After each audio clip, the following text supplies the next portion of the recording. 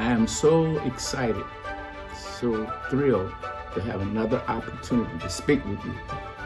I never take these opportunities in these times lightly, because it is by His grace and His love that we enjoy one another, speak with one another, and most of all, have destiny in His presence forever. That's the heart of our Father. He loves us with an everlasting love.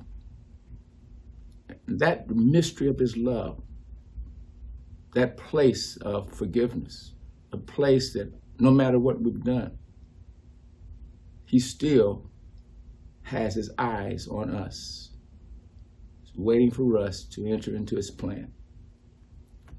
Today I will continue to speak about the desires of this Father, that He loved us so much until He gave His finest gift. The closest thing to Himself was His Son, the Messiah, Yeshua. There are enemies who don't want you to know about this type of love, no matter what you've done, no matter how atrocious you've been in life.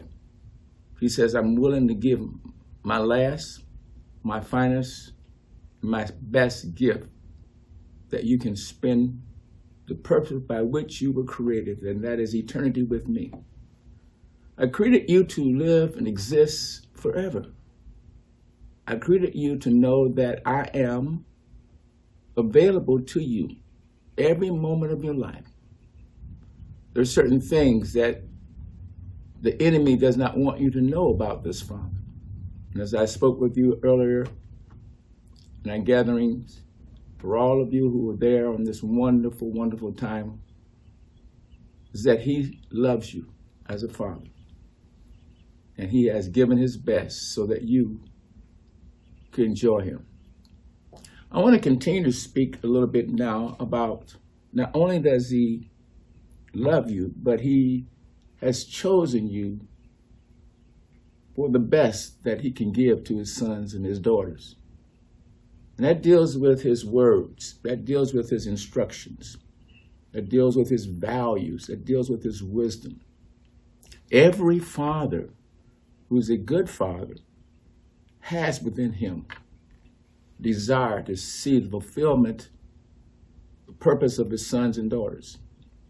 This is why He sent His Son, Messiah, into the world, so that the reason that He gave you life could be fulfilled, not only in this world, but also in the world to come. Scripture says, the book of John, I've come that you might have life. It goes on, but I've come that you might have it more abundantly. I didn't just come for you to breathe. I didn't just come for you to just wake up in the morning, but I came for an intimacy with you, time of special moments. Many people would like to try to make things happen. They cannot make it happen except they take the moment, each moment, as a holy moment, as a special moment, a short period of time of intimacy. A lot of people would like to have times with Him, but they want it to happen on their terms. But He's come that you might have life and that you may enjoy Him one moment, 1 second. He gives you one breath so that you can learn to enjoy Him with that one breath. Begin to appreciate that breath.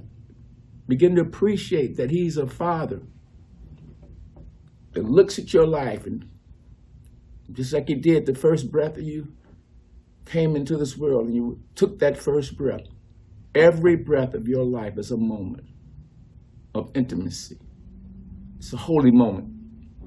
And if you can just learn to realize that these moments of holiness is not something that should happen as if you have to be perfect 24/7.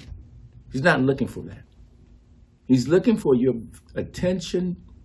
He's looking for your love in the moment, in the second, in the now.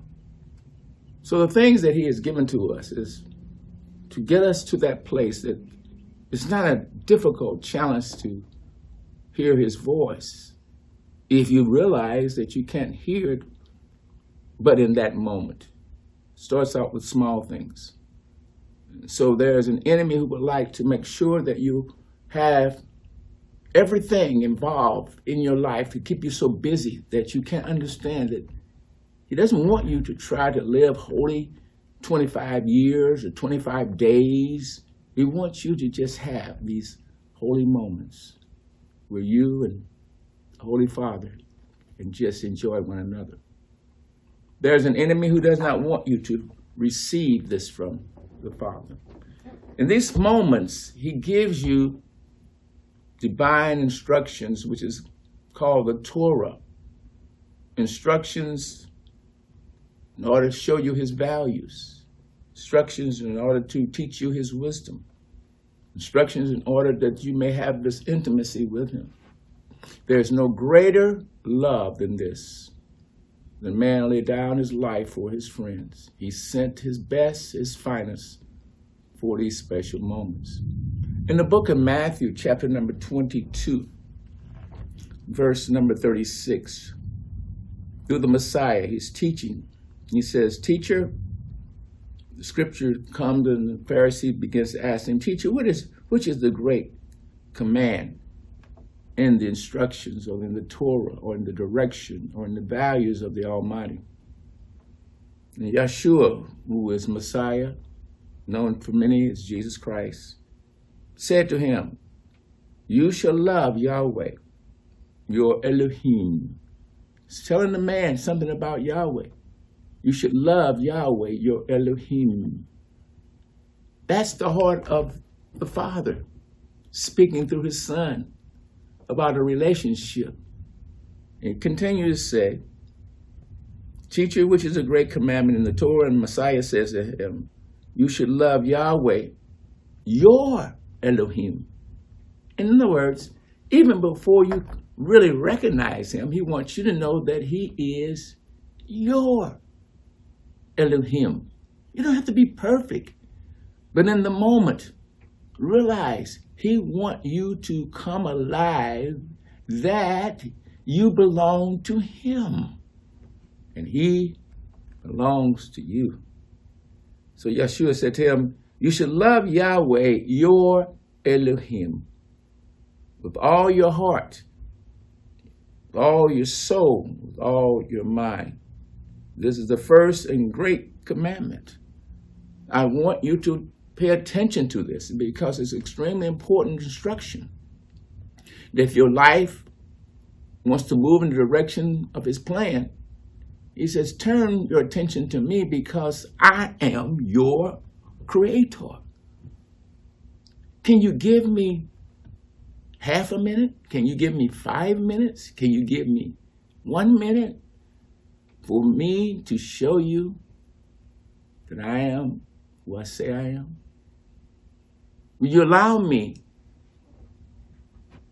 the place of recognition that perhaps he knows more about me, he knows more about what I need to do, and he has a plan and a purpose for me that's beyond my own imagination.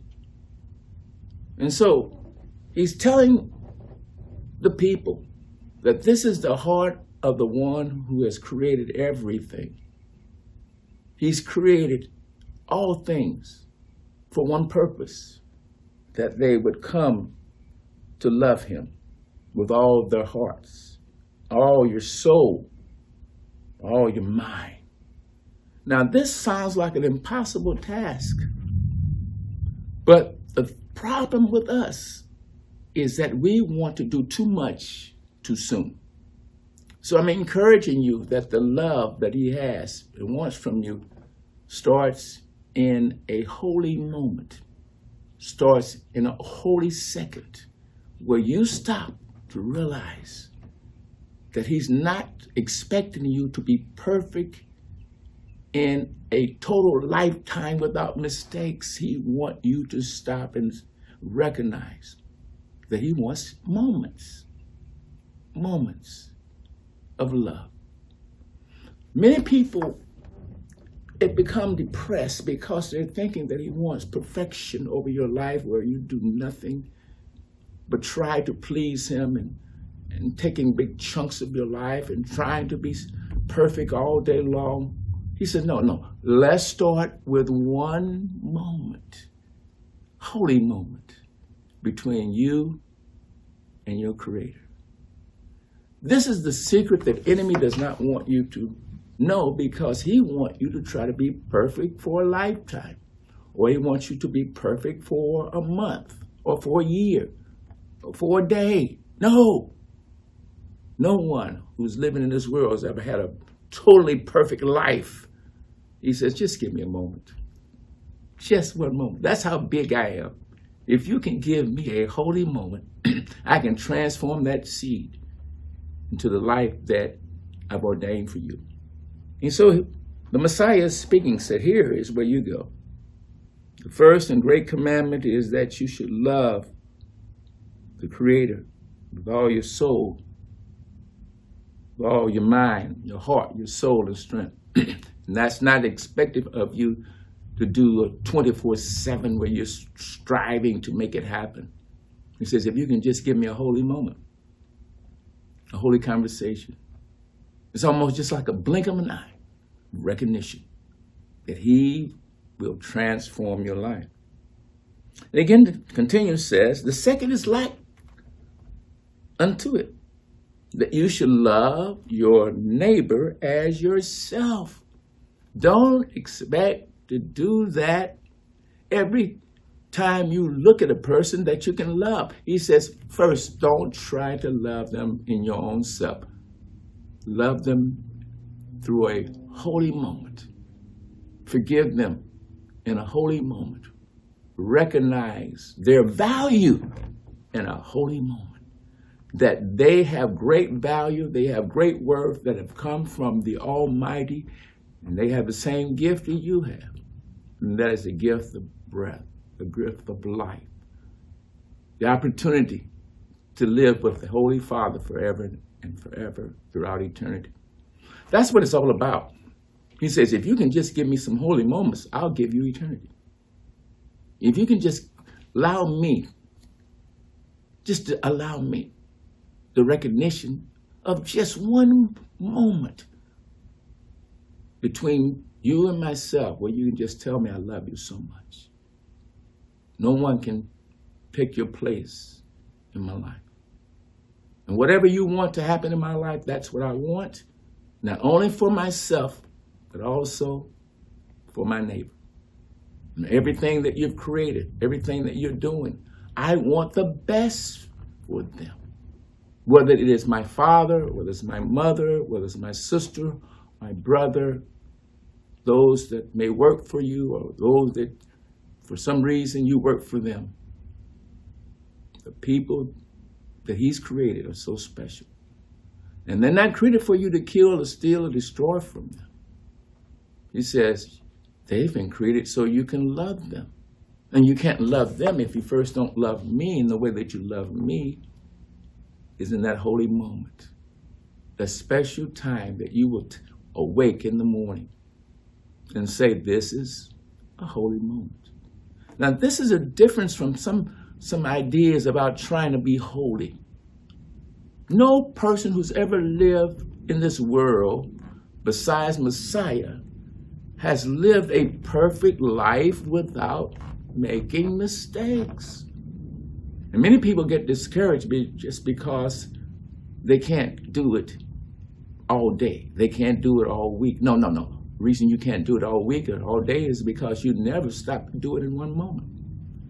And small things grow into big things. You reap what you sow. If you begin to sow a seed of a holy moment every day, moment of love, this is what the enemy does not want you to do. He wants you to look at a big picture, trying to be perfect, trying to have your act together. No, stop. The Lord is well pleased if you could just give him one holy moment. That's where it begins. And that's what he desires for you. Every single day, I want you to know that he wants your attention. Just in a holy moment of love, will you stop whatever you're doing? With that next breath, that holy moment where you have the attention and your mind focused on him. There's nothing more than, Father, I love you. I need you. I don't understand you, but I know that without your breath, without your life, I cannot do anything. So with all my heart, all my soul, all my mind and my strength, I say, have your way in this holy moment. For you, the Alpha and the Omega, the beginning and the end. You're everything that I need. I love you. He loves you.